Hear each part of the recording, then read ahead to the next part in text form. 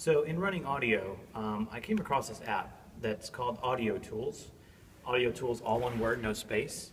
And I found it works really well with tuning drums.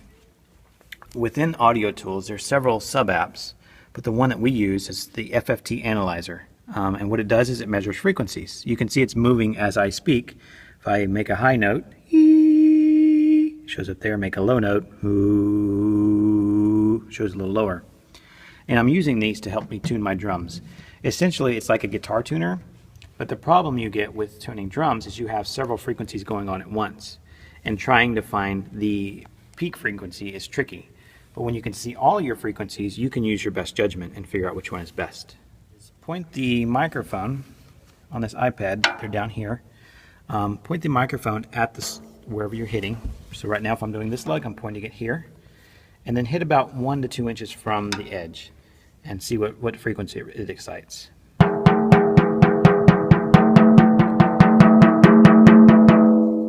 So as you can see right now, we're at 219 on this particular lug. Watch what happens as I move in and out.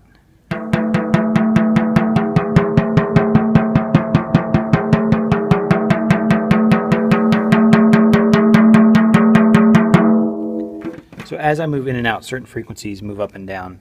Try to get the most prominent frequency, and that's the frequency you should use. And you want to set all of these lugs all the way around to the same frequency. So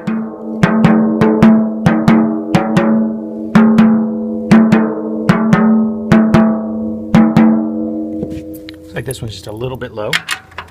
Once you get so close, I'm like within 219 to 220. It doesn't take much, just a little bit of a turn will do. Also, if you let it resonate while you turn it, listen to make sure it's going up or down. If it doesn't move, move to the opposite lug and it'll make it move. They work together sometimes.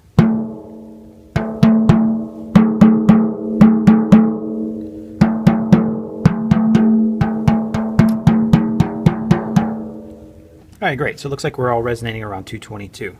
Now I'm going to flip the drum over and do the same thing to the other side. Okay. So now I've done the top head. I've gotten them all in the ballpark of 220. And again, I just went around each lug.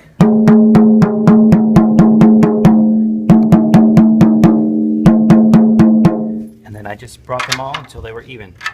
I'm so close right now. I'm 219 and 222 on some of them. So I'm just moving the ones that are down at 219 up a little bit.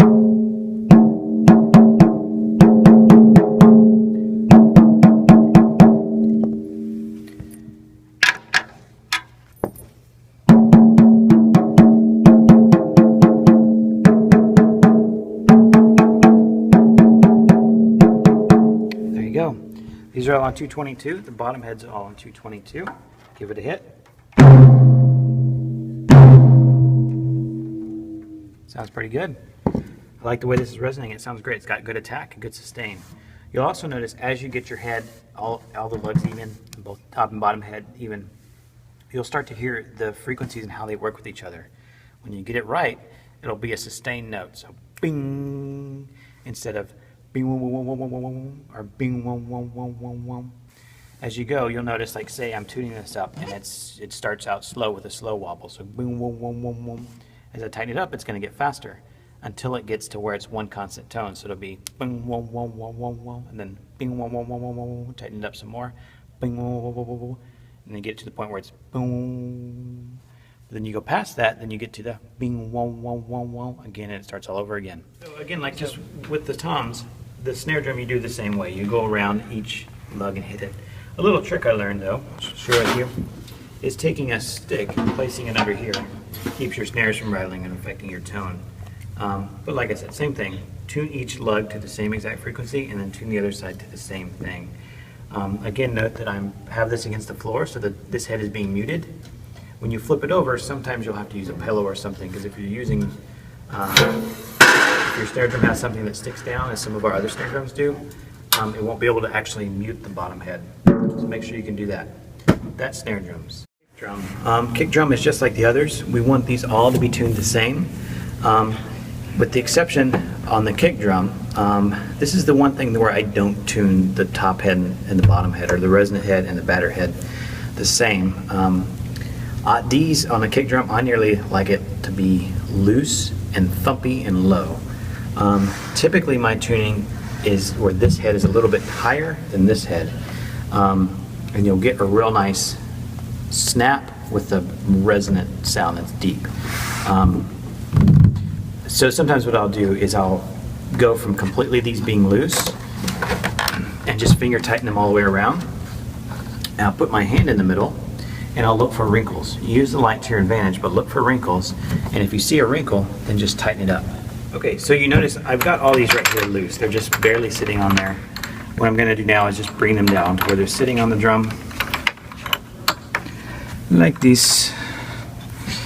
And then putting my hand in the middle, when I press in, you'll notice wrinkles show up all around here. And if you look closely, you can see how the light reflects.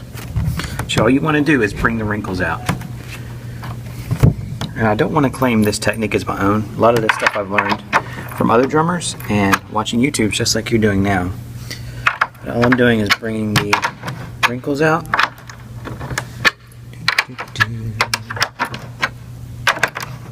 These all kind of dialed in there. You notice there's a little bit of wrinkle right here.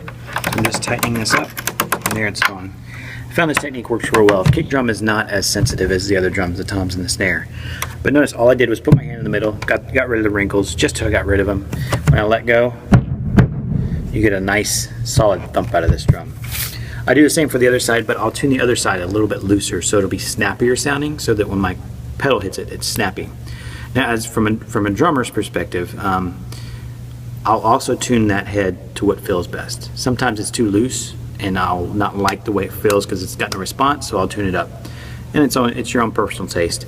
And then just tune this one accordingly so that you get the sound that you're looking for.